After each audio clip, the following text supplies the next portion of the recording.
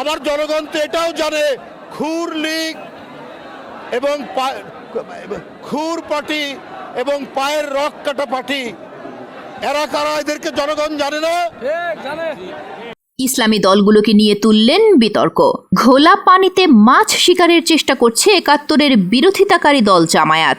বিএনপির সিনিয়র যুগ্ম মহাসচিব অ্যাডভোকেট রুহুল কবির রিজভীর এমন বক্তব্যে শুরু হয়েছে ব্যাপক তোলপাড়। জামায়াতে ইসলামীকে কটাক্ষ করে রিজভী আরও বলেন, ৫ আগস্টের পর একটি রাজনৈতিক দলের আত্মসাৎ দেখেছে জনগণ। কারা পায়ের রক কাটে জনগণ তাদের চেনে জানে। রিজভীর এমন বক্তব্যের ব্যাপক প্রতিক্রিয়া জানিয়েছে জামায়াত, আনুষ্ঠানিকভাবে জানিয়েছে প্রতিবাদও। জামায়াতে ইসলামের বিরুদ্ধে রিজভী তুলেছেন অর্থনৈতিক কেলেঙ্কারির অভিযোগও। তিনি বলেন, ৫ আগস্টের আগে ব্যাংক লুট করেছে আওয়ামী লীগ, আর ৫ আগস্টের পর ব্যাংক লুট করছে একটি ইসলামী দল। দেশের বাইরে থেকে ভারত এবং দেশের অভ্যন্তরে একটি রাজনৈতিক দল ঘোলা পানিতে মাছ শিকার করতে চায় বলে মন্তব্য করেন তিনি। হঠাৎ করেই এক সময়ের রাজনৈতিক মিত্র জামায়াতে ইসলামের বিরুদ্ধে এমন ক্ষেপে গেলেন কেন রিজভী? আপনার কি মনে হয়?